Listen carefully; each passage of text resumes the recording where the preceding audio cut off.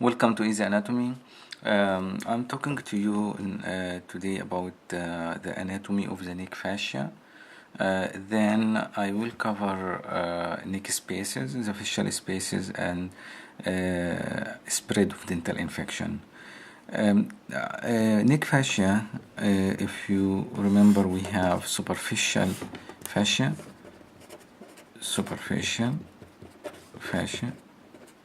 then deep fascia. The superficial fascia actually, which extend from the neck to the face, including or contain inside it the muscles which are located within the superficial fascia is going to be platysma in the neck and fascial muscles. And this take us back to the fascial muscle when we said that fascial muscles are subcutaneous muscles. Okay, so this is the superficial fascia. Superficial fascia contains cutaneous nerves and superficial vessels. When I say cutaneous nerves, what are cutaneous nerves come to your mind? Cutaneous nerves come to your mind. Those are cutaneous nerves which are branches from cervical plexus, okay, like transverse cervical, supraclavicular, lesser occipital, great auricular. So cutaneous nerves of the neck, and then inside the face you have several cutaneous nerves which are terminal branches from trigeminal.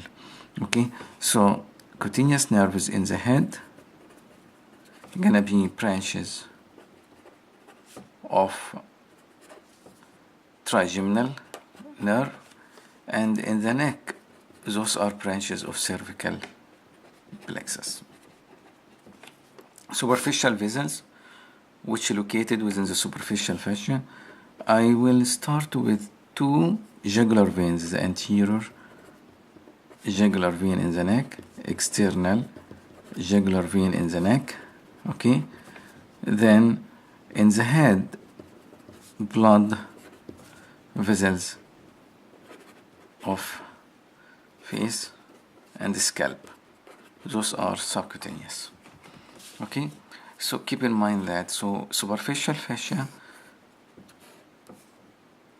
contain muscles, contain vessels, contain nerves, the muscle platysma and fascial muscles, vessels and nerves, cutaneous nerves, which are terminal branches of trigeminal in the head, terminal branches from cervical plexus like lesser occipital, transverse cervical, great auricular, etc. Superficial vessels, anterior and external jugular veins, head, inside the head and the face you will see blood vessels of the face and the scalp. How about deep fascia? Deep fascia, keep in mind that deep fascia has three layers. The investing layer, this is the superficial layer. Then the second layer or middle layer, pretracheal. Then the third layer, which is prevertebral. So you have three layers from the deep fascia: investing, pretracheal, and prevertebral. Okay. Now let us imagine the location and the arrangement of this deep fascia. If we take cross section in the neck, this cross section starting from here is the vertebra, body of the vertebral arch, which extend posterior until the spine. You have the spine. Then here is the transverse process, and this is the vertebral foramen. So this is the body of the vertebra. Okay. Then anterior in the neck, you will have the glandular layer. This is thyroid gland. Okay, thyroid gland.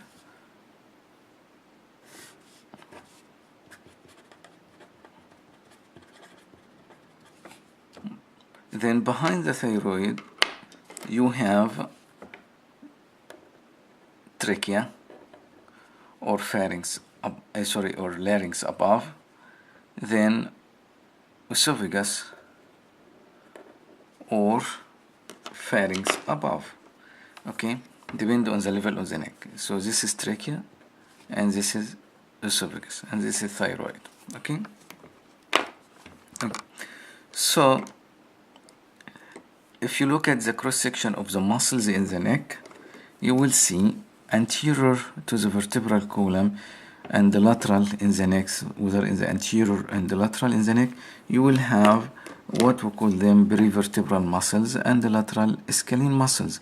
So you have some muscles around the vertebra in the floor of the posterior triangle, or longus colli muscle, which is located behind the carotid sheath.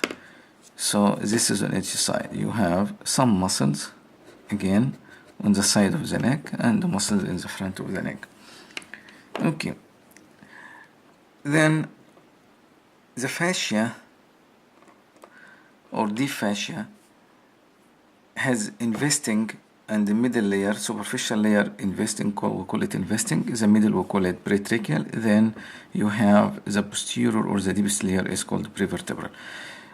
Before I go to the fascia, on the side you have two main muscles which forming the boundary of the posterior triangle. Those muscles are trapezius and sternocleidomastoid. Trapezius and sternocleidomastoid, correct? Then anterior here to the thyroid gland, you have infrahyoid muscles, correct? So you have infrahyoid muscles. So again, I would like from you to imagine the cross section. Here is the vertebra, transverse process, spine, vertebral foramen, prevertebral muscles and scalene muscles. This is sternocleidomastoid muscle. Trapezius muscle. There is trapezius. Then this is sternocleidomastoid muscle. Those are infrahyoid muscles. Infrahyoid muscles, which anterior to the thyroid. Okay, let us go to the fascia now. We start with the investing layer. Investing layer extend, as you see, from the spine. Okay, then investing trapezius and across the roof of the posterior triangle until it hit sternocleidomastoid, investing sternocleidomastoid, okay, and the contain to the front of the neck. This is the investing layer. So investing layer, we call it investing because in the neck it invests two muscles, the sternocleidomastoid, trapezius, and the sternocleidomastoid. Okay. Keep in mind that this fascia, when it come up to the head, it meet or get in touch with the lower border of the mandible is split into two layers, and I will explain that. It's split into two layers. Okay, so here is the mandible. So I'm talking here about the neck, but let us say it come to the mandible. Here is the mandible.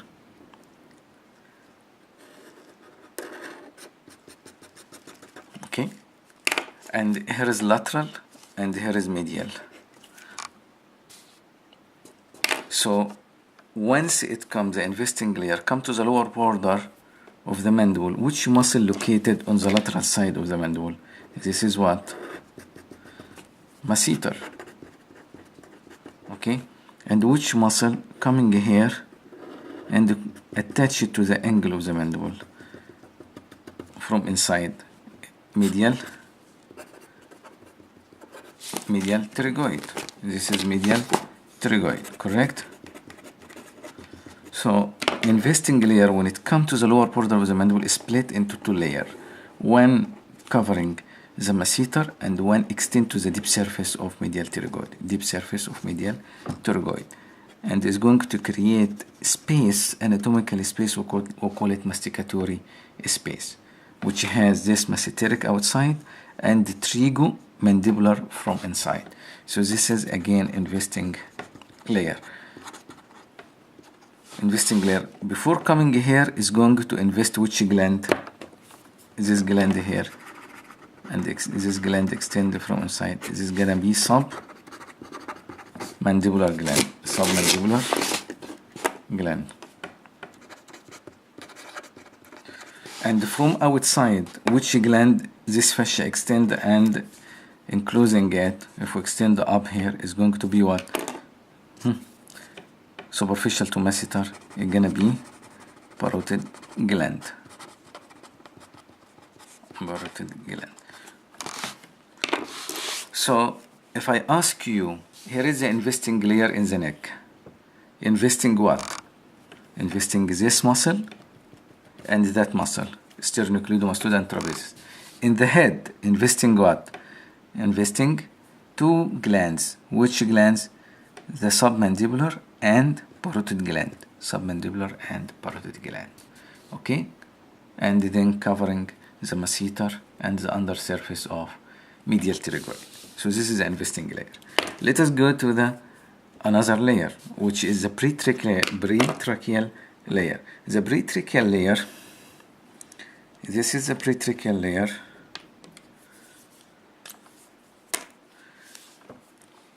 Surrounding the thyroid gland, and also there is a layer extending to enclose and covering the muscle, which is infrahyoid muscles, and here is the thyroid gland, and surrounding these tubes, trachea, esophagus, or pharynx and larynx. So basically we call it pretracheal because it's going and surround also the trachea and surrounding the esophagus, and from behind here, okay, continue behind with what? Buccopharyngeal fascia. Buccopharyngeal fascia. Behind the pharynx, in the upper part of the neck. So the pretracheal fascia has visceral part, this visceral portion which related to the neck viscera. This is the visceral portion. The visceral portion which related to trachea, thyroid, and esophagus or larynx and pharynx. So this is the visceral portion. The muscular portion which related to the infrahyoid muscle. So this is the infrahyoid muscle, and this is the viscera of the neck. So this is the pretracheal. Together we call them pretracheal fascia. Pretracheal fascia. Okay, the pretracheal fascia, I like to zoom here, and if you remember, here is the thyroid gland.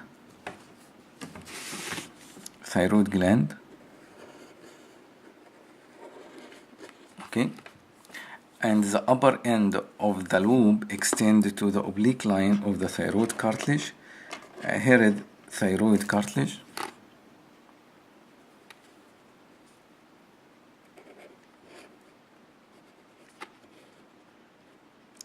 If you remember, this is the oblique line of the thyroid cartilage, which connect to the thyroid, sternothyroid, and the pretracheal fascia. So the fascia, and here is this is pyramidal loop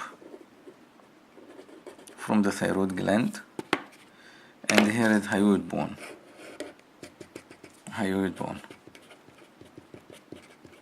Thyroid cartilage, and this is thyroid gland. Keep in mind the fascia extend here, this fascia extending here to the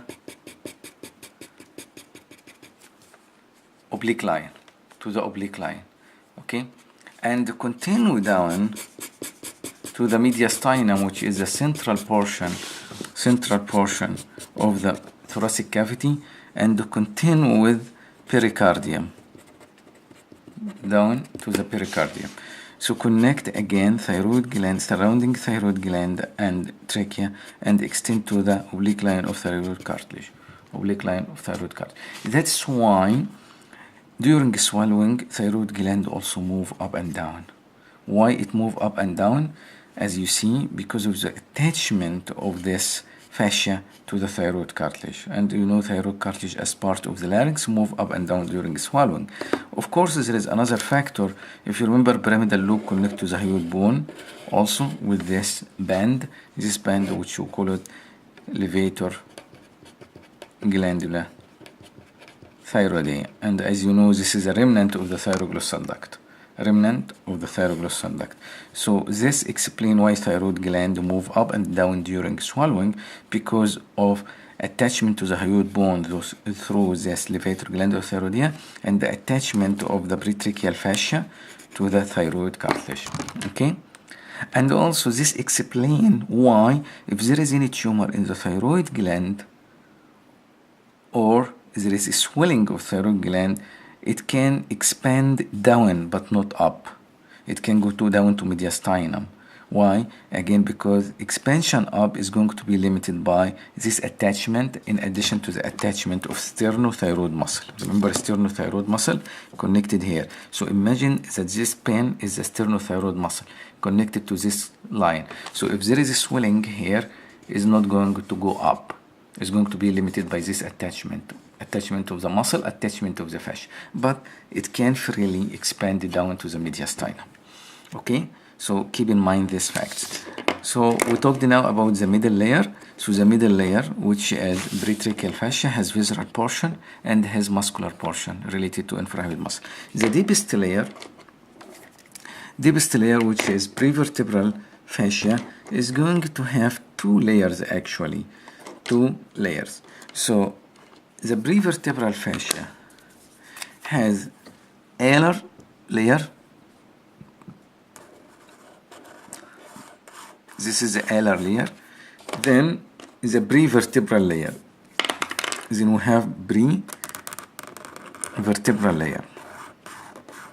prevertebral layer, okay, which extend again anterior to the muscles in the floor of the posterior triangle and the anterior to the longus colli muscles in the front of the neck. So this is the prevertebral layer. The yellow one is the alar layer. And this thickening here is buccopharyngeal fascia. Okay? So those are layers of deep fascia. Keep in mind that on each side here, what is the name of the fascia here surrounding internal jugular vein and carotid arteries? It's gonna be carotid sheath. It will be carotid sheath. So carotid sheath is going to be on each side here and connected to all three layers of the deep fascia. Connected medially to the pretracheal, laterally to the investing, and deep here to the prevertebral. This is the carotid sheath. This one is going to be carotid sheath. Okay? If you look carefully here, you will see that this fascia create spaces. And I will just remind you with these spaces, the space here between the vertebra and the prevertebral layer, we call it prevertebral space. The space between alar and prevertebral layer is called the dangerous space. This one here, dangerous. This one is vertebral. Okay. Then the space behind the buccopharyngeal fascia between it and the alar is called retropharyngeal space. So again, prevertebral here behind the prevertebral layer, dangerous in this area, and retropharyngeal here. On each side is going to be parapharyngeal. Around the pharynx. So again, parapharyngeal, retropharyngeal, dangerous, and prevertebral space. Then you have carotid sheath on each side. I wish this help you just to imagine and get an idea about the arrangement of neck fascia. Okay, thank you.